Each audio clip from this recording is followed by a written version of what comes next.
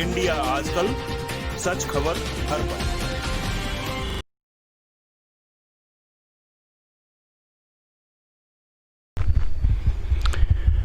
भारत माने क्या? India my love book से पहली बार ओशो ने बताया था भारत होने का सही अर्थ। आइए जानते हैं इस वीडियो में क्या उन्होंने कहा है। पृथ्वी के इस भूभाग में मनुष्य की चेतना की पहली किरण के साथ ही उसने सपना देखना शुरू कर दिया था। उस सपने की माला में कितने फूल पिरोए हैं, कितने गौतम बुद्ध, कितने महावीर, कितने कबीर, कितने नानक उस सपने के लिए अपने प्राणों को न्यौछावर कर गए। उस सपने को मैं अपना सपना कैसे कहूं? वह सपना है मनुष्य का, मनुष्य की अंतरात्मा का। उस सपने को हमने एक नाम दे रखा है और उसका नाम है स्वतंत्रता। स्वतंत्र भारत यानी भारत। उस सपने को हम कहते हैं भारत। भारत कोई भूखंड नहीं है, न ही कोई राजनीतिक आई है, न ही कोई ऐतिहासिक तथ्यों का कोई टुकड़ा है, न धन न पद न प्रतिष्ठा न की कोई पागल दौड़ है।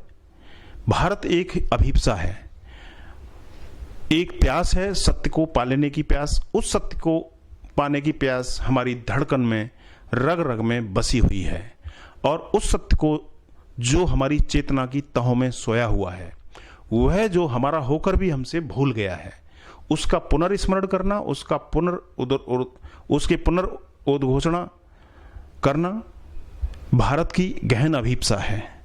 अमृतस्य पुत्रः, हे अमृत के पुत्रों, जिन्होंने इस उद्घोषणा को सुना वे ही केवल भारत के नागरिक हैं। भारत में पैदा होने से कोई भारत का नागरिक नहीं हो जाता है। जमीन पर कोई नहीं, जमीन पर कहीं पर भी कोई पैदा हुआ हो, किसी भी देश में, किसी भी सदी में, किसी भी समय काल में, अतीत में या भविष्य में, उसकी खोज बस एक ही खोज है और वह है अंतस की खोज। और वह खोज मूलतः भारत की खोज है। जिसने भी वह खोज की वह भारतवासी है। मेरे लिए भारत और आध्यात्म पर्यायवाची हैं, इसलिए भारत के पुत्र जमीन के कोने कोने में हैं और जो दुर्घटना की तरह केवल भारत में पैदा हो गए हैं, जब तक उन्हें अमृत की तलाश पागल न बना दे तब तक वे भारत के नागरिक होने के अधिकारी नहीं हैं।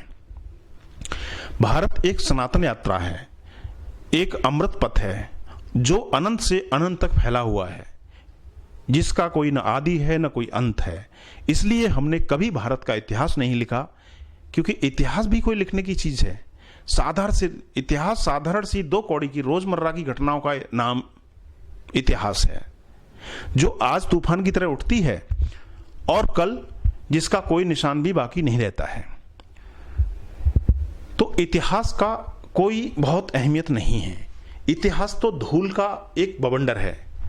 भारत ने इतिहास नहीं लिखा।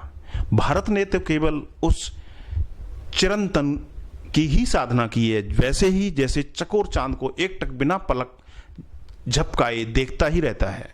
मैं भी उस अनंत यात्रा का एक छोटा मोटा यात्री हूं।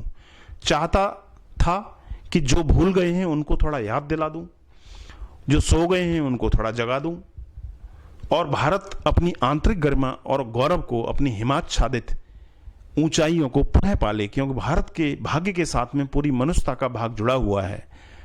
अगर भारत जागेगा तो पूरी मनुष्यता जाग कर खड़ी हो जाएगी। यह केवल किसी एक देश की बात नहीं है। अगर भारत अंधेरे में खो जाता है तो आदमी का कोई भविष्य नहीं है। और हम भारत को पुनः उसके पंख और अगर भारत को हम पुनः उसके पंख दे देते हैं तो पुनः उसका आकाश दे देते हैं, पुनः उसकी आंखों को सितारों की तरफ उड़ने की चाह से भर देते हैं, तो हम केवल उनको ही नहीं बचा लेते हैं जिनके भीतर प्यास है, बल्कि हम उनको भी बचा लेते हैं जो आज तो सोए हैं लेकिन कल को जागेंगे, जो आज तो खोए हैं लेकिन कल तो अपने घर को वापस लौटेंगे। तो भारत का भाग्य मनुष्य की नियति है, क्योंकि हमने जैसा मनुष्य की चेतना को चमकाया था और हमने जैसे दिए उसके भीतर जलाए थे, जैसी सुगंध हमने उसके अंदर उपजाई थी, वैसी दुनिया में कहीं भी कोई भी नहीं कर सका था। यह सिर्फ भारत के ही अतीत की देन है। यह कोई आज का नहीं है। 10 से 12,000 साल पुरानी सतत साधना का परिणाम है, सतत योग है, सतत ध्यान है। हमने इसके लिए अपना सब कुछ दांव पर लगा दिया, इसके लिए हमने सब कुछ कुर्बान कर दिया। लेकिन मनुष्य की अंधेरी से अंधेरी रात भी हमने आदमी की चेतना के दिए को जलाए रखा है। चाहे कितनी भी मध्यम उसकी लौ हो गई हो, लेकिन हमने उसको बुझने नहीं दिया है, और उसका दिया अब भी जलता है। और अगर हम जाग जाएंगे तो इसका दिया हमेशा जलता रहेगा, जो दूसरों को भी प्रकाशित करेगा, दुनिया को आलोकित करेगा। ये थी बेहद खूबसूरत ओशो के कुछ शब्द मोती उनके प्रवचन से, जो उनकी पुस्तक है इंडिया माई लव। वीडियो अच्छा लगा हो तो इसे लाइक, शेयर, सब्सक्राइब करें। कुछ कहना हो तो नीचे कमेंट बॉक्स में कमेंट करें। बहुत बहुत धन्यवाद। मिलते हैं ऐसे ही किसी अगले वीडियो में। इंडिया आजकल, सच खबर हर पल।